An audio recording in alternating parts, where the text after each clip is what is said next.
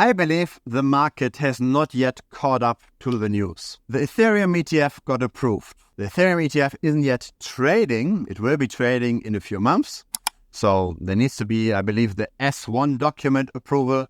And at that point, once the S1 is approved, then the Ethereum ETF will actually get traded.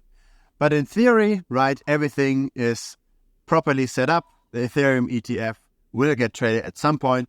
It's very similar to what we have seen with Bitcoin, right? With Bitcoin also took several months until we got the final trading after the initial approval. So the Ethereum ETF will come, and the market has to a degree adjusted for this, right? When you look at the Ethereum dominance, so when you look at how much of all of crypto is currently in Ethereum, that spiked up quite a bit in the week when the news got announced that the Ethereum ETF gets approved. But what I believe most people don't have on their radar yet is what kind of long-term implications this actually has. Because Bitcoin was very unique in its properties, in what kind of asset it is. Bitcoin got released and the founder left. The founder never moved their Bitcoin anymore. And there is very little potential conflict of interest within the Bitcoin community, right? It's really an open protocol. It's really decentralized. For Ethereum, that's different, right? Ethereum is way more centralized. Ethereum launched very differently. The insiders had a huge allocation to Ethereum. Ethereum does still have its central foundation that pulls all the strings, right? Ethereum has a foundation that talks about the monetary policy changes. Right? We get all these updates in Ethereum that changes the burning mechanism, that changes the issuance, that changes tokenomics. All the rules are regularly changed in Ethereum. There is technical development, but that technical development also has financial implications. And yeah, they simply just get voted within the community. There's no real process, right? No real governmental process that's been approved somewhere in parliament. It's simply just a group that self-organized itself and that continues to self-organize itself.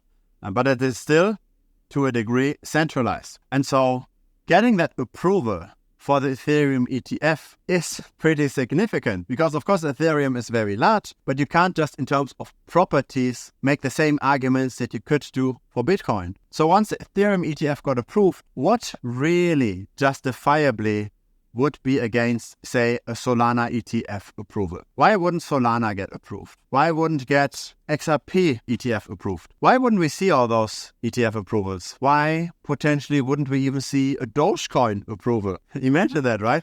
Imagine Wall Street buys into Dogecoin. Dogecoin might be a bit further away, right? Because that's clearly a joke coin. But for those others, right, like Solana, why would that never get an ETF approval? So what actually happened here is that we didn't just get an approval for traditional finance to buy into Bitcoin and Ethereum.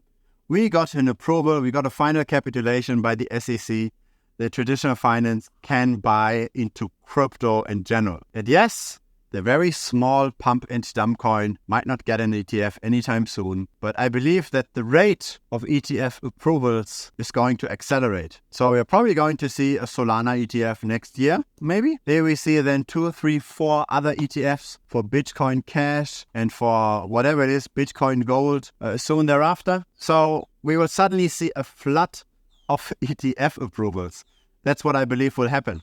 And I believe that most people in the market don't see that yet. Actually, during the week when the Ethereum ETF got approved, when Ethereum jumped up by 20% in US dollar terms, Solana went down by 4-5%. The main problem with crypto YouTube is conflict of interest. Too many YouTubers shill garbage, promote garbage, and fill up their pockets in the background. Not this channel. Instead, there's simply the offer where I share my skills, my perspectives to you, and where I also share direct access to me, where you can ask me any questions. Feel free to check it out. The premium membership link is down below. So people are really not anticipating an ETF there whatsoever. And there is no real news around this yet either, right? We don't yet see how BlackRock is setting up their Delaware company for Solana. We had seen this actually for Ethereum. So for Ethereum, the very first news that we got, the very first piece of information we got that was hinting towards an Ethereum ETF was the Delaware incorporation of BlackRock. That happened already many months ago. But still, people didn't really know, right? Will there be any kind of approval, any kind of real process? We don't see that kind of incorporation yet for other cryptocurrencies. But once we do, right, once we see a Delaware company for a Solana ETF by BlackRock, I believe the likelihood of a Solana ETF getting launched at some point is super, super high. And that is like, for me, the instant signal to buy Solana very, very massively. Could you buy it now? Yes, you could. But of course, you are exposed to the general market ups and downs, right? If you bought, say, Ethereum when that Delaware company was set up by BlackRock, at that point in time, you bought it on those news, you would have actually still underperformed Bitcoin even after the Ethereum ETF approval news. So there's somewhat of a risk, right? You do still expose yourself to the general market, and the market might go against you. Even though you're right on the upcoming news, the market might go against you in the meantime. And that's always the risk. But I believe that the time span between the rumors around an ETF and the actual approval of an ETF will shrink. I believe that we will see an accelerated movement of all kinds of ETF approvals. And yeah, this is not yet priced in. How to, in the end, trade this is, of course, a bit more complex. I'm personally not now buying Bitcoin Diamond and Bitcoin Cash because I have no idea how long this takes, and it could take 2 or 3 years. And during that time period, those assets could underperform Bitcoin. It's relatively likely, actually, because most of the time, Bitcoin outperforms everything else. But I will take rumors now more seriously.